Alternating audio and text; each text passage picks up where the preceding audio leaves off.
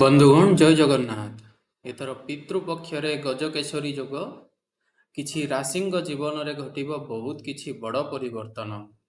ହଠାତ୍ ସେମାନଙ୍କ ଜୀବନରେ ଖୁସି ଏବଂ ଧନର ଆଗମନ ହେବ।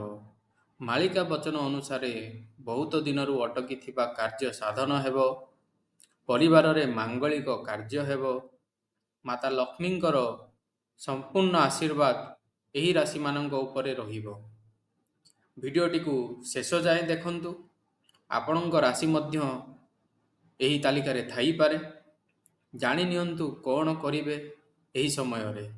ଗଜକେଶରୀ ଯୋଗ କ'ଣ ରହୁଛି ଏବଂ ତାହାର ଲାଭ ଆପଣ କେମିତି ପାଇପାରିବେ। ନା ଜ୍ୟୋତିଷ ଶାସ୍ତ୍ର ଅନୁସାରେ ଚଳିତ ବର୍ଷ ପିତୃପକ୍ଷର ଆରମ୍ଭ 7 ସେପ୍ଟେମ୍ବରରୁ ଆରମ୍ଭ ହେବ।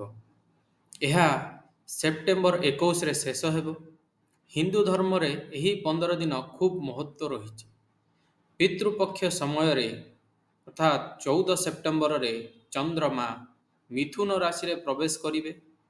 ଦେବଗୁରୁ ବୃହସ୍ପତି ପୂର୍ବରୁ ହିଁ ଏଠାରେ ବିରାଜମାନ କରିଛନ୍ତି। ଫଳରେ ଗୁରୁଚନ୍ଦ୍ର ଏକାଠି ହେବା ଦ୍ୱାରା ଗଜକେଶରୀ ଯୁଗ ସୃଷ୍ଟି ହୋଇଥାଏ। ଆଉ ଥରେ କହି ରଖୁଛି, ଗୁରୁଚନ୍ଦ୍ର ଏଇ ଯେଉଁ ଦୁଇଟି ରାଶି ଏକାଠି ହେବା ଦ୍ୱାରା ଗଜକେଶରୀ ଯୁଗ ସୃଷ୍ଟି ହୋଇଥାଏ।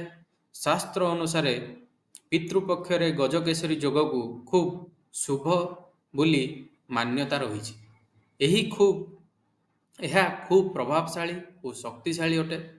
ଚନ୍ଦ୍ରଗୁରୁଙ୍କ ସଂଯୋଗରୁ ସୃଷ୍ଟି ହେଉଥିବା ଦୁର୍ଲଭ ଯୋଗ ଫଳରେ କିଛି ରାଶି ବ୍ୟକ୍ତିଙ୍କ ବିଶେଷରେ ଭାଗ୍ୟଶାଳୀ ହେବେ।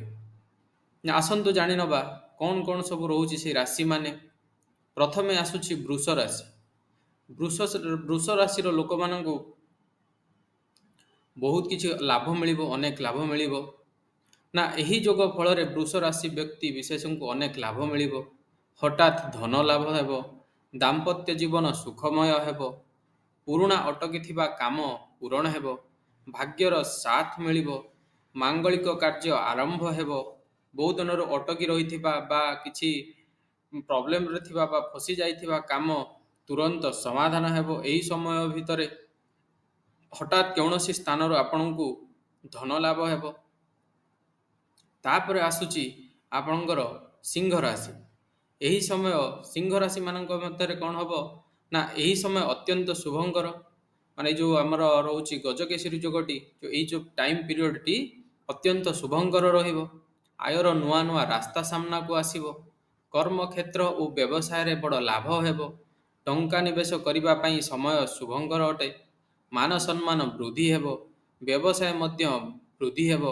କୌଣସି କଳହ ଯଦି ଲାଗିଥିବା ବା କୌଣସି ସମ୍ପର୍କ ଯଦି ଅତୁଟ ମାନେ ଡିଷ୍ଟର୍ବାନ୍ସ ଥିବ, ତାହେଲେ ସେଟା ସଲ୍ଭ ମଧ୍ୟ ହେଇଯିବ।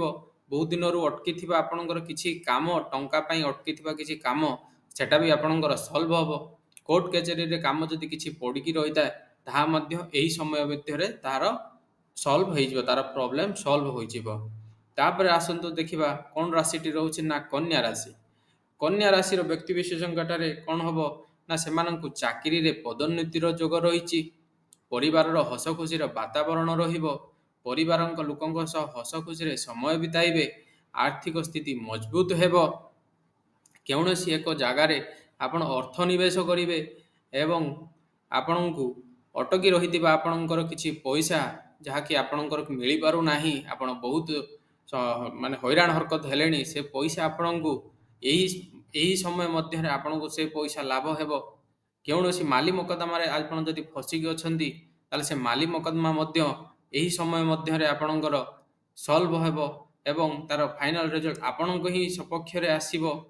ଏହା ରହୁଛି ଆପଣଙ୍କର ରାଜଯୋଗର ଯେଉଁ ଗଜକେଶରୀ ଯୋଗର ଫାଇଦା ରହୁଛି ଆପଣମାନଙ୍କୁ ଏହି 3ଟି ରାଶିଙ୍କୁ ମିଳିବ। ଏବଂ ଆପଣ କ'ଣ କରିବେ ନା ଏହି ସମୟ ମଧ୍ୟରେ ଆପଣଙ୍କର ଇଷ୍ଟ ଦେବତାଙ୍କୁ ଆପଣଙ୍କର ଇଷ୍ଟ ଦେବତାଙ୍କର ମନ୍ତ୍ର ଜପ କରିବେ। ପ୍ରାତରୁ ଉଠି ସ୍ନାନ କରି ଇଷ୍ଟ ଦେବତାଙ୍କୁ ସ୍ମରଣ କରିବେ, ଧ୍ୟାନ କରିବେ ଏବଂ ପ୍ରତ୍ୟେକ କର୍ମରେ ଯିବା ପୂର୍ବରୁ ଇଷ୍ଟଙ୍କର ମନ୍ତ୍ରକୁ ପୁଣି ଥରେ ଜପ କରି ସେ କାର୍ଯ୍ୟସ୍ଥଳ ଲକ୍ଷ୍ୟରେ ବାହାରି ଯିବେ। ଆପଣଙ୍କର ଦିନ ମଙ୍ଗଳମୟ ହେଉ। ଜୟ ଜଗନ୍ନାଥ।